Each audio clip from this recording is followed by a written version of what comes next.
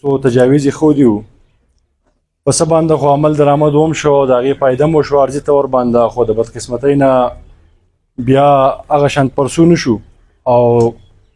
د هغې څه فایده ریزلټ مخې ته رانغی یو خو دا و چې کوم دود پروش و هغوی ملاوټ کاوه نو د هغوی د هغه عرضي فایده موږ ته مخې ته راله دا چې هغوی هغه څیز د کافي حده پورې کم شو خو بیا هغه شان پرسو نه شو نو اوس هم هغوی هغه ملاوټ کوي او هغه کیمیکل په دودو کې شامل کیږي او خلکو ته هغه مضر صحت دود ملاویږي هغه اوس هم هغه ټرینډ روان دی دویم کوم د ټریفک مسله چې وه بازار کې هغه مسله کومه چې د هغې حل و هغه تجویز ما ورکړی و یو د ثمرباغ په بازار کې دا کم سټینډ چې دی د بهر دا ختمولو ما د اے سی صاحب په نوټس کې په ټایم کې راوستی و چې د دې دپاره متبادل تاسو یو ځای وګورئ چې هلته د ګاډو سټینډ وي نو د بازار دا ټریفک به د کافي حده پورې کم شي خو د بدقسمتۍ نه د اوسه پورې په هغې باندې زما په خیال څه غور نه دی شوی او هغه سټینډ ځینې نه دی لرې شوی دویم د ګاړو دا مسله وه ګاړۍ په بازار کې ولاړي د ګاړو دپاره متبادل ځای پکار و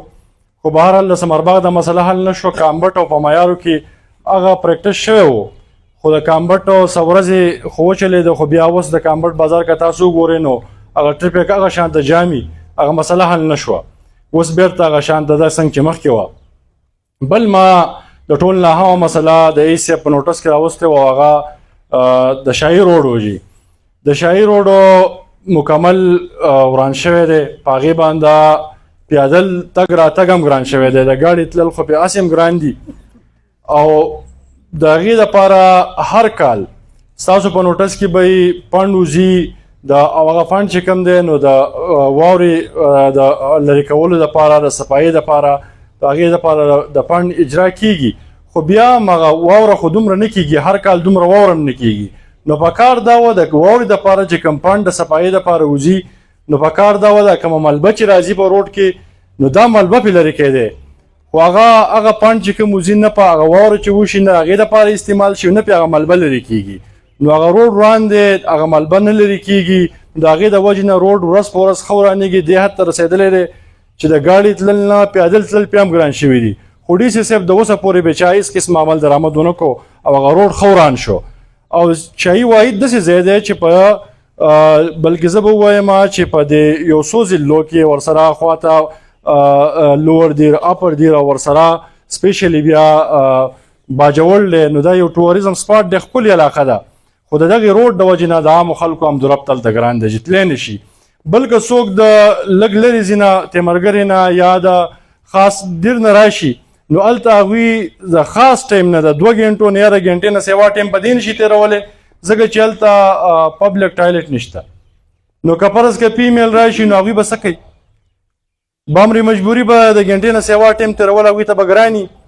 او دا ستاسو د ډسټرکټ ایډمنسټریشن کم از کم یو 2 پبلک ټایلټ خو هلته جوړولی شي خو د بدقسمتۍ نه د اوسه پورې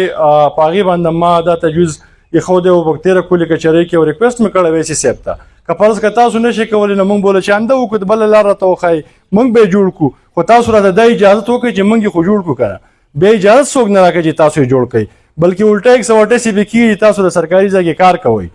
نو یو مې دغه چې ستاسو په نوټس کې راوستو بل چې تاسو په دې روډ باندې رالی منډه ټو ثمرباغ دا روډ چې کوم دی موږ بار بار اورو چې زمونږ سیاسي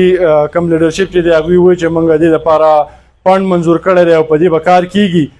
خدای دې وکړي چې دوی دا خبرې ټیک کې وبم شي خو زمونږ پیپر ورک دومره مشکل او دومره په قلاره باندې کیږي دومره ټیم ماري چې به کله کیږي نو که فرض که دومره وشي دا کم مین هول چې ځي به روډ کې که فرض که دغه د منډه ټیم او د ثمرباغ ټیم په مشترکه طور باندې یو 2 ډاینې په دغه روډ باندې واچي وارزي طور باندې خلکو ته اسان کې نو ډېر زیات بخښي بل د وختي یو مشر خبره وکړه جي چې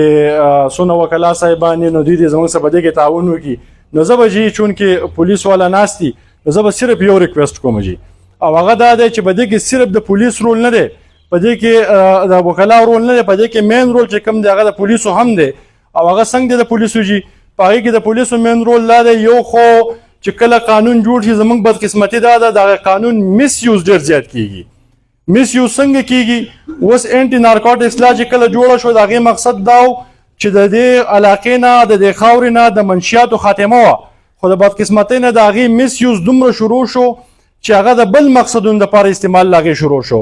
اوس هم که تاسو ګورئ د منشیاتو بلا داسې کیسونه په داسې خلکو به د منشیاتو الزام ولګي چې به سره د منشیات